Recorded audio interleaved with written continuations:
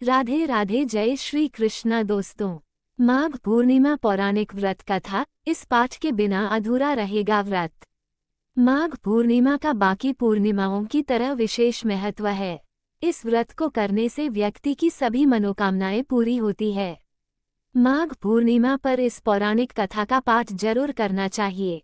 इसके बिना व्रत अधूरा माना जाता है। यहाँ पढ़ें माघ पूर्णिमा की पौराणिक व्रत कथा। माघ पूर्णिमा की पौराणिक कथा के अनुसार एक नगर में धनेश्वर नाम के एक ब्राह्मण रहता था। उसकी पत्नी का नाम रूपवती था, जो कि बहुत ही पतिव्रता और सर्वगुण संपन्न थी। लेकिन उन्हें कोई संतान नहीं थी, इसलिए वो दोनों बहुत चिंतित रहते थे। एक बार उस नगर में एक महात्मा आए।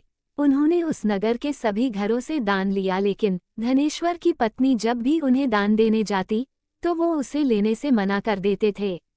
एक दिन धनेश्वर महात्मा के पास गया और उसने पूछा कि हे महात्मन, आप नगर के सभी लोगों से दान लेते हैं, लेकिन मेरे घर से नहीं लेते हैं। हमसे अगर कोई भूल हुई हो तो हम ब्राह्मण दंपत्ति आपसे क्षमा याचना करते हैं। इस पर महात्मा ने कहा, नहीं विप्र, तुम तो हमेशा आदर सत्कार करने वाले ब्राह्मण हो, तुमसे भूल तो कभी भी नहीं हो सकती है। महात्मा की बात सुनकर धनेश्वर हाथ जोड़कर बोला, हे मुनिवा, फिर आखिर क्या कारण है? कृपया हमें उससे अवगत कराएं।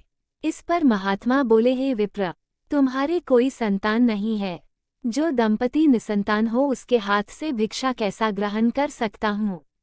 तुम्हारे द्वारा दिया गया दान लेने के कारण मेरा पतन हो जाएगा।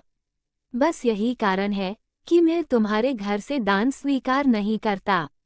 महात्मा के ऐसे बोल सुनकर धनेश्वर उनके चरणों में गिर पड़ा और विनती करते हुए बोला, हे महात्मन, संतान न होना ही तो हम पति पत्नी के जीवन की सबसे बड़ी निराशा है। यदि संतान प्राप्ति का कोई उपाय हो तो बताने की कृपा करें मुनिवा। ब्राह्मण का दुख देखकर महात्मा बोले, हे विप्र, तुम्हारे इस कष्ट का एक आसान तरीका है।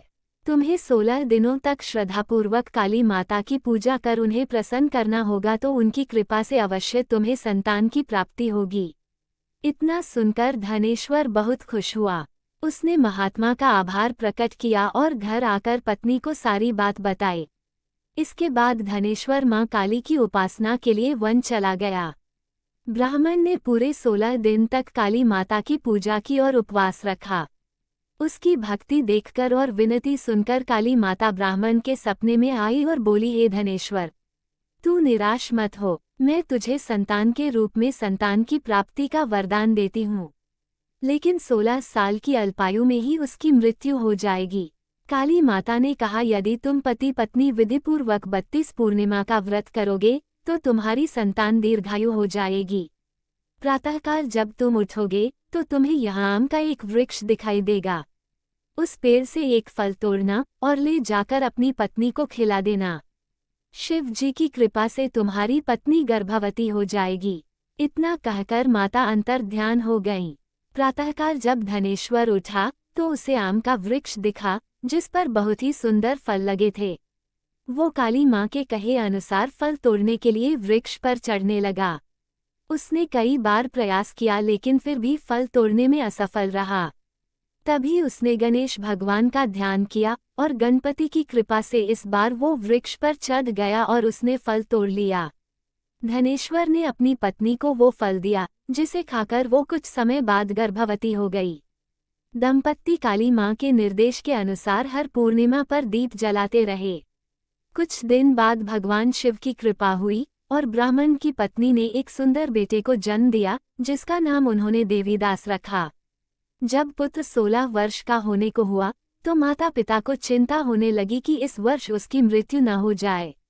इस पर उन्होंने देवीदास के मामा को बुलाया और कहा, तुम देवीदास को विद्या अध्ययन के लिए काशी ले जाओ और 1 वर्ष बाद वापस आना। दंपत्ति पूरी आस्था के साथ पूर्णिमासी का व्रत कर पुत्र के दीर्घायु होने की कामना करते रहे। काशी प्रस्थान के दौरान मामा भांजे एक गांव से गुजर रहे थे।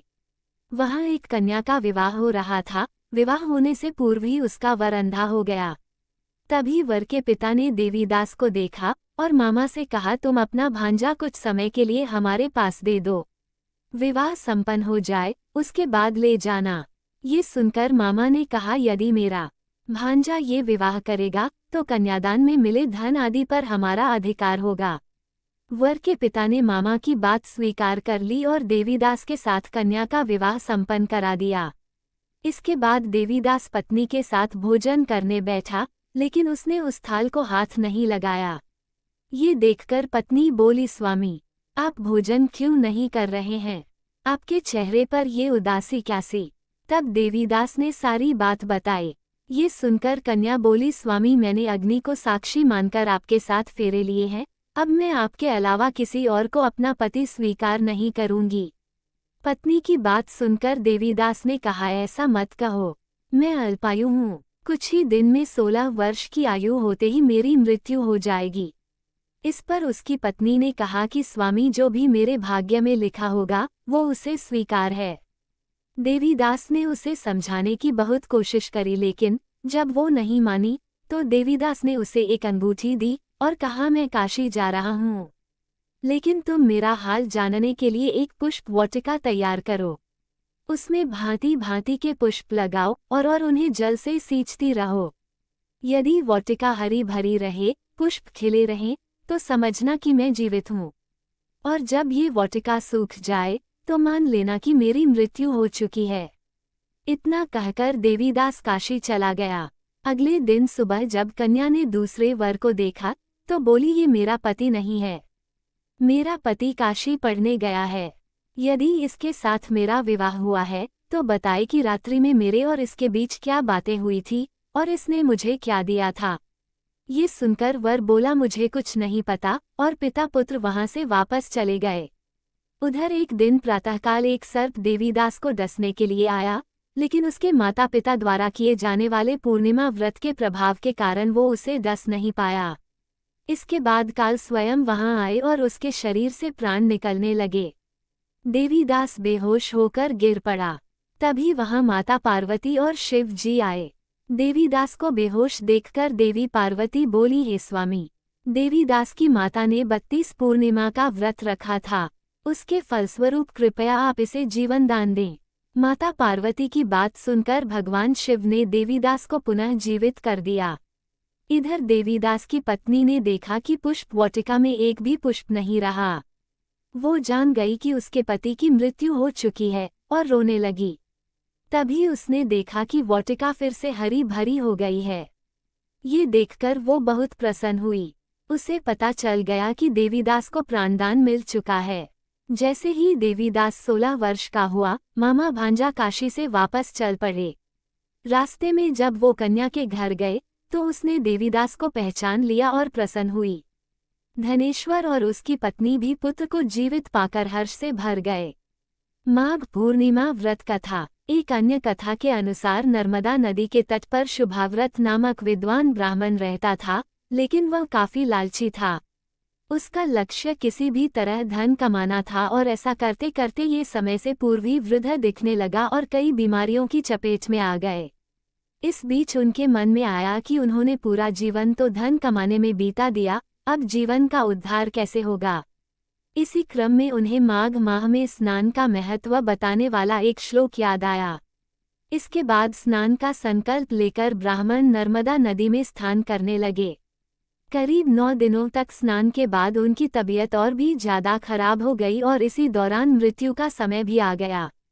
वे सोच रहे थे कि जीवन में कोई सत्कार्य न करने के कारण उन्हें नरक जाना पड़ेगा, लेकिन माघ मास में स्नान के कारण उन्हें मोक्ष की प्राप्ति हुई।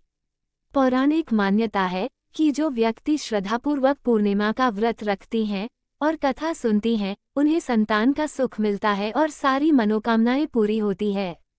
दोस्तों, ये थी आज की कथा। आपको हमारी वीडियो अच्छी लगी हो तो वीडियो को लाइक करें, चैनल को सब्सक्राइब करें, कमेंट में जय श्री राधे कृष्णा लिखना ना भूले। राधे राधे दोस्तों।